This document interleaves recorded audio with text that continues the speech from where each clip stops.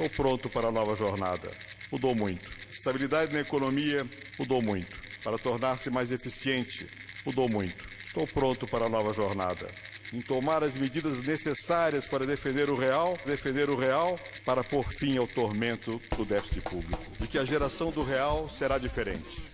Foi um grande divisor de águas. Os investimentos estrangeiros multiplicaram-se. O da globalização multiplicaram-se. Muitos ainda resistem em enxergar o Brasil novo que está brotando sob nossos olhos.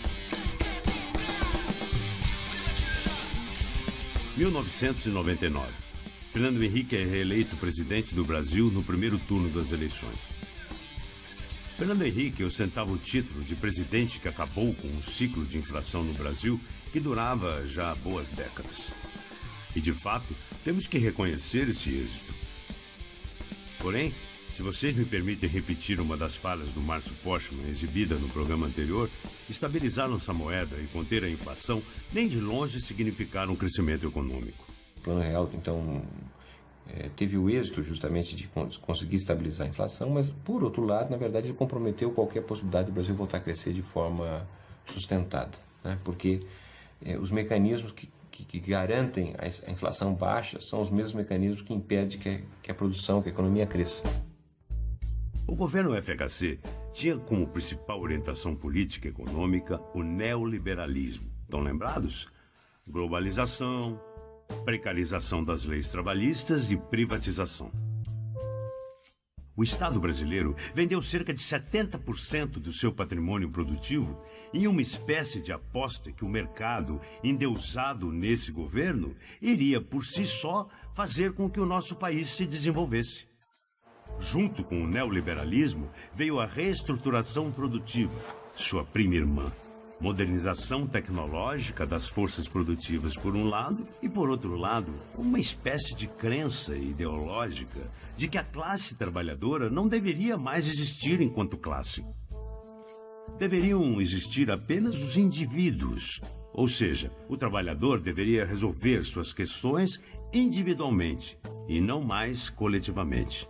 O resultado dessa política foi avassaladora para a classe trabalhadora, especialmente para os sindicatos. O efeito do neoliberalismo sobre os trabalhadores foi também de potencializar essa divisão da categoria. Os anos 80 é um ano de grandes unidades, né? É a criação da central, é a criação de um partido dos trabalhadores. Os anos 90, o que a gente vai vendo é o contrário. A gente vai vendo um processo de... vamos liberar o mercado sindical, inclusive. Então você começa a disseminar sindicato, onde era 1 vira 2, onde era 2 vira 3, vira 4, vira 5. A queda da inflação com o Plano Real também desmotivou a mobilização, porque nos períodos de alta taxa de inflação havia uma grande mobilização em torno da reposição salarial. Na medida que a gente sai de uma inflação, né, de 50% a 60% ao ano, para uma inflação de 5%, 6% ao ano, quer dizer, essa queda também desmobiliza a ação sindical e torna concentrada fundamentalmente no emprego. Quando Fernando Henrique assumiu seu primeiro mandato em 1995, segundo o Instituto Brasileiro de Geografia e Estatística, o IBGE, o índice do desemprego no Brasil era de 8,3%. Em 1996, chegou a 8,4%. Em 97, 9,5%. No ano em que ele foi reeleito, 10,2%. E ele começa seu segundo mandato com 11,1% de desemprego no Brasil. Até o fim de seu mandato em 2002, esse índice ainda vai subir mais e mais, atingindo a marca de 12,2%. Opa, desculpem se eu estraguei a imagem que vocês tinham do príncipe dos sociólogos. Sem fim. A garantia do emprego era a meta a ser perseguida por qualquer trabalhador brasileiro. E, simultaneamente a isso, uma nova peça da jogada neoliberal foi colocada na mesa. Cerca de 75% dos empregos que foram gerados nos anos 90 foram empregos pela via da terceirização. Era o segurança da empresa, mas agora ele foi demitido, não é? E vai ser contratado por uma empresa especializada em segurança para trabalhar para aquela empresa. Anteriormente ele era um empregado. né? Só que anteriormente, como empregado da grande empresa, o seu salário, as condições de trabalho fazia parte do acordo coletivo, portanto era uma remuneração e condições de trabalho muito melhores do que passaram a ser quando ele é demitido e contratado por uma chamada empresa especializada, cujo poder do sindical é muito pequeno e seu salário cai. Garante o emprego, porém um emprego, vamos dizer assim, de segunda categoria. E claro que isso respinga na atuação sindical. A via da terceirização também terminou afastando os trabalhadores dos sindicatos tradicionais, né, porque você tinha uma montadora que diferentes categorias que estavam ali eram, de certa maneira, representadas pelo sindicato dos metalúrgicos, né? Na medida em que você tem a terceirização, então você abre aí uma lacuna para várias novas formas de atuação sindical, sindicatos de segurança, sindicatos de alimentação, sindicato de transportes. Então você fragmenta muito a atuação sindical e desloca esses trabalhadores terceirizados de um bom acordo que anteriormente era feito no âmbito do sindicato mais importante. Isso enfraquece os grandes sindicatos, não é? E opera uma lógica cada vez de negociação por empresa, ao invés da anteriormente da chamada negociação coletiva, que buscava a categoria como um todo. A classe trabalhadora estava enfraquecida, desmobilizada e brigando por manter seu emprego. E se os sindicatos ou as centrais sindicais esboçassem reação coletiva, adivinha o que encontrariam pela frente? Repressão. Mas desta vez, a repressão vinha de terno e gravata. As mudanças são mais sutis, eu diria. E elas também são jurídicas, né? Então você começa um processo de questionamento dos recursos sindicais, você começa um processo de questionamento da validade da participação daquele sindicato em determinada negociação, você começa a questionar o direito dele fazer a greve, mas não é um questionar do tipo, vamos lá botar uma polícia e dar porrada, você não pode fazer greve. Não é isso. Você diz para o sujeito, não, se você fizer greve, você vai pagar uma multa de R$1 milhão por dia. Eles usaram da inteligência, que era em estimular o empresariado a não só não dar aumento para nós, mas o empresariado apresentar pauta para retirar direitos. Então, nós vivemos um momento muito duro que, que bom que a nossa pauta está garantida. Quase tirava os nossos direitos. Era assim. Esse era o período.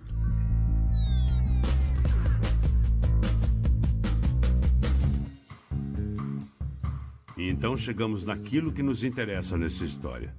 Os sindicatos e sua representatividade junto aos trabalhadores. A orientação do governo Fernando Henrique foi muito mais sofisticada, inclusive do ponto de vista de cooptação de parte do movimento sindical, né, com a possibilidade, junto com a privatização, de sindicatos terem uma parte das ações. Então ali houve um movimento de cooptação e isso, de certa maneira, fez com que uma parcela do sindicato aderisse ao projeto de privatização, inclusive dando apoio ao próprio governo de Fernando Henrique. Esse foi um momento de baixa sindical, não foi um momento de grande evolução sindical, porque nós tínhamos muito desemprego. Você vai corroendo a base do sindicato por dentro, né? Você vai individualizando os sujeitos, né? Os sujeitos não se encaram mais como classe, então naturalmente, socialmente ele vai deixando, o sindicato vai representando menos para ele, vai ficando muito mais difícil o sindicato trazer gente para cá. Não é porque o sindicato briga menos, não é porque o sindicato é isso ou é aquilo, não, simplesmente porque ele não vê o sindicato como alguém que o representa.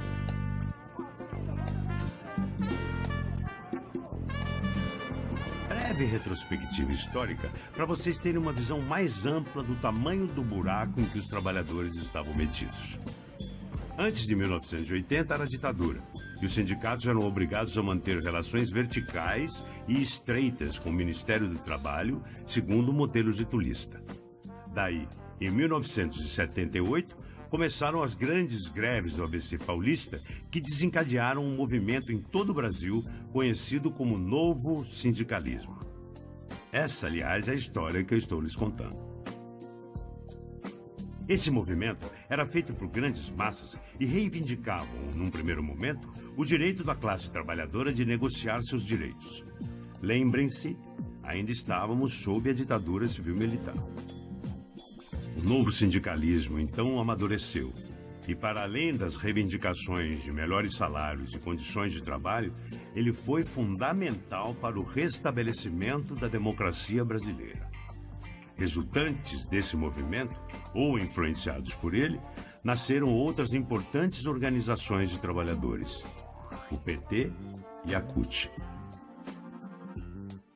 Durante toda a década de 80 e até o começo dos anos 90, a reivindicação majoritária da classe trabalhadora era por melhores salários, ou, dada a inflação que vivíamos, o gatilho salarial, isto é, o reajuste de acordo com a inflação. Com as políticas neoliberais e o desemprego, houve um deslocamento das ações sindicais e se ampliaram significativamente as possibilidades de ação. Um sindicato que só faz o combate, ele peca por não saber negociar. E o sindicato que só negocia, ele peca por não fazer o combate. Então tem que conciliar a capacidade de negociação com o combate. Quer coisa pior que você sentar numa mesa e o sujeito diz para você que vai demitir, sei lá, 10% da fábrica. Você tem duas opções. Você não negocia e ele demite, acabou. Você vai lá, faz a greve, 2, 3 dias de greve, porque vai se aguentar fazer a greve, e morreu. Ou você senta na mesa, discute um pacote de demissão voluntária, discute um incentivo à demissão, discute um processo de demitir os aposentados ou demitir aqueles que já têm melhor condição, ou demitir os solteiros. Enfim, tem várias possibilidades quando se negocia a demissão. Mas o movimento sindical é chamado a negociar a demissão. E eu particularmente acho isso bom, porque senão demite-se demitindo-se. Porque no Brasil, demite-se do jeito que quiser. Quer coisa mais absurda, né, do ponto de vista do conflito de classe, você participar do lucro daquela empresa? É um absurdo. Né?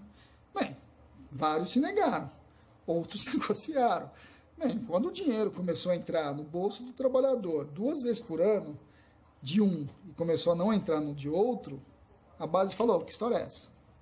Eu quero o meu. Então tem um pragmatismo que nasce das condições objetivas.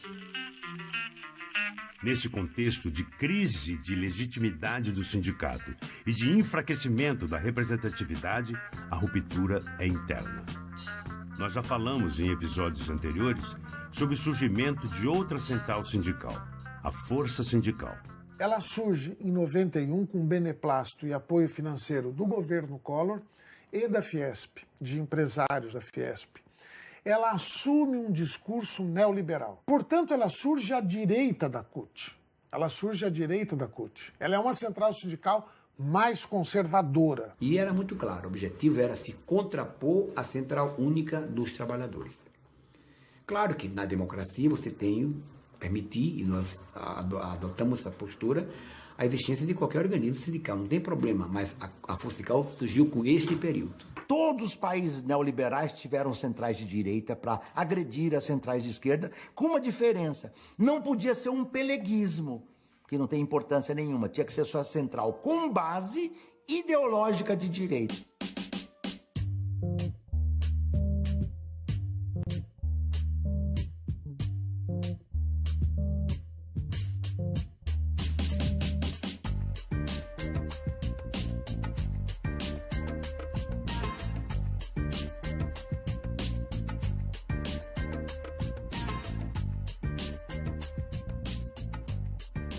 Vivíamos já quase 10 anos de neoliberalismo que deixou como marca o desemprego e o enfraquecimento do movimento sindical.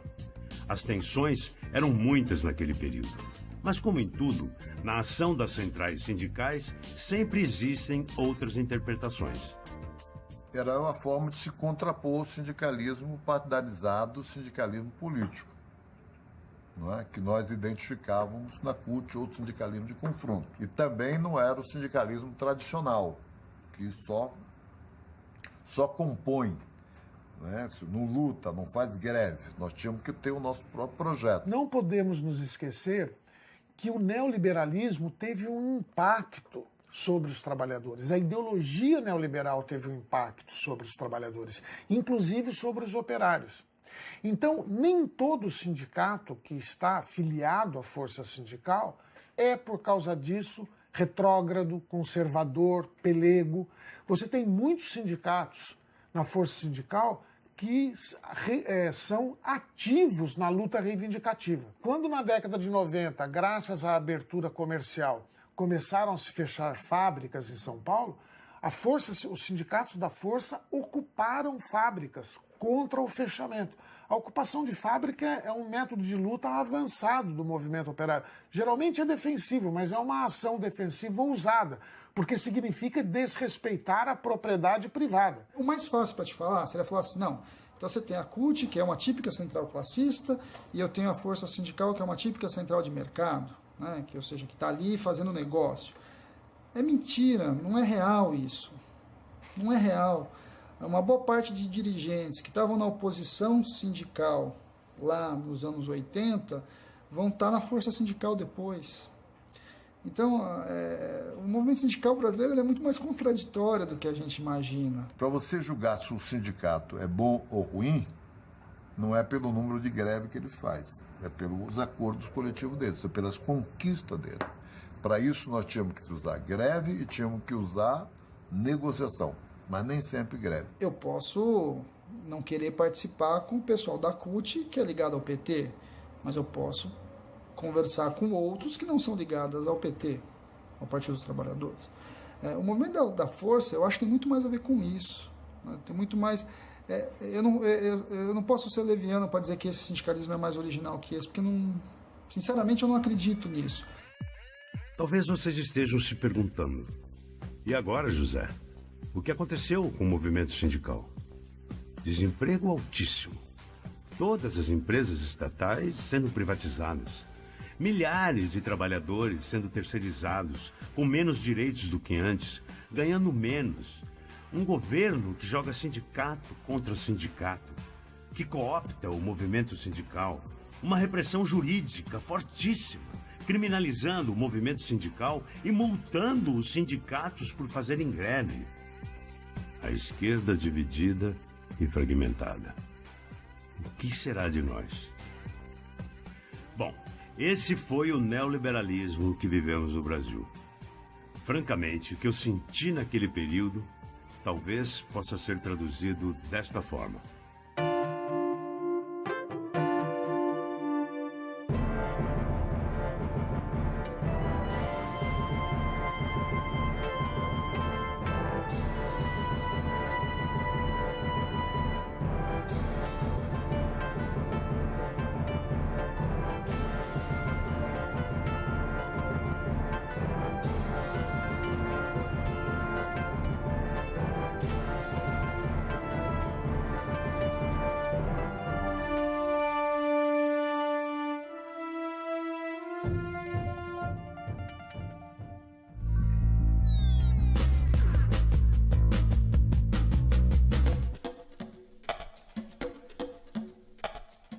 A década de 90 foi uma década de grandes contradições.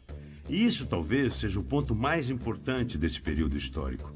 O neoliberalismo fortalecido, propondo a construção do grande Deus mercado, e o esfacelamento dos direitos trabalhistas criaram fissuras muito profundas no movimento sindical e social. A tal ponto que esses mesmos movimentos tiveram que construir alternativas contra essa força que tudo destruía. E olhando dessa perspectiva, não seria um exagero dizer que o sindicalismo brasileiro foi mais resistente do que o sindicalismo que existia na maior parte do mundo que viveu os mesmos problemas. Na realidade, as alternativas que o movimento sindical tinha ali nos anos 90, não é? Eram alternativas relativamente difíceis de serem apontadas, né? Porque esse fenômeno da terceirização, o fenômeno da privatização, o fenômeno da abertura das economias não foi especificamente do Brasil. Não é? Se nós formos olhar a experiência de outros países, nós vamos verificar que a situação foi muito mais trágica em outros países.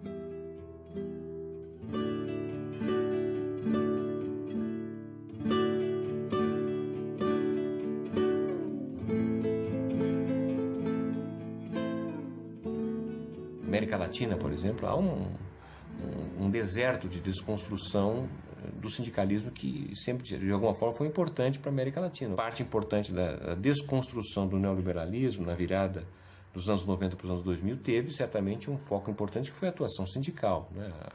A reemergência do sindicalismo no Brasil. Em conluio com o poder judiciário, eles arrasaram com o movimento, do ponto de vista econômico, das multas, das demissões. Mas nós não tivemos momento de desânimo absoluto nesse período. Nós sempre tivemos greves, inclusive greves gerais. Umas mais bem feitas, outras menos, mas o espírito da luta nunca terminou com isso. Em outras palavras, o movimento sindical resistiu. A classe trabalhadora resistiu. Até porque ninguém aguentava mais. O desemprego era gritante. O país não se desenvolvia. Os pobres continuavam pobres. A classe média perdia poder aquisitivo todos os dias, sem possibilidade de fazer empréstimos ou financiamentos. E os empresários viam seus negócios à deriva, sem um porto forte para atracar. Jovens recém-formados não tinham trabalho e nunca tanta gente foi tentar a vida no exterior.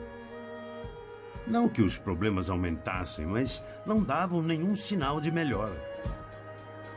Vivíamos uma sociedade sem perspectivas e isso gerou um descrédito ao governo FHC. Ele, que havia sido eleito para o seu segundo mandato no primeiro turno das eleições, já não se legitimava apenas por ter controlado a inflação. Uma mudança seria necessária para tirar o Brasil do marasmo econômico e político. O PT, e em especial o Lula, entenderam isso perfeitamente.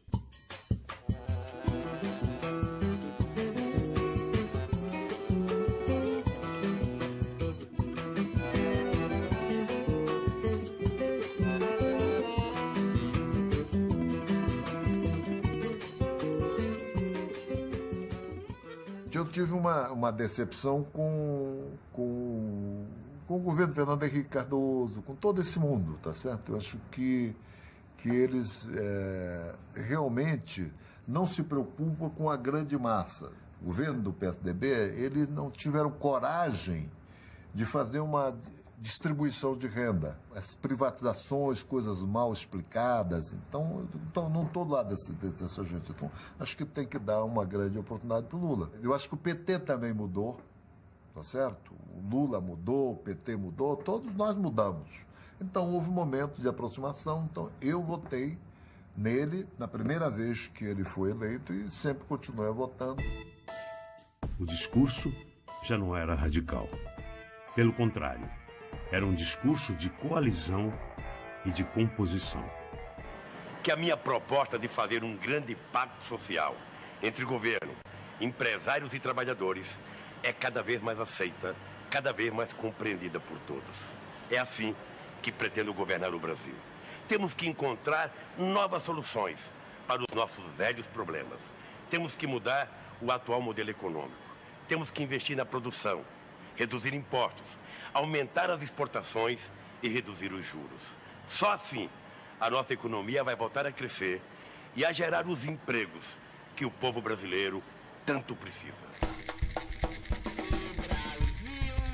Agora, quando o PSDB, e mais especificamente o neoliberalismo, falhou, o Brasil deveria dar chance para os trabalhadores governarem. A promessa era que todos se dariam bem, trabalhadores e donos dos meios de produção, pobres e ricos, os bancos e a agricultura familiar. E pela primeira vez na história do país, um migrante nordestino, sem educação formal, um ex-metalúrgico, assumiria a presidência da República. Pela primeira vez na história do país, um trabalhador seria presidente.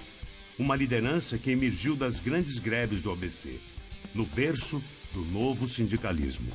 Teríamos, por fim, um sindicalista no poder. Essa história eu vou contar no próximo episódio.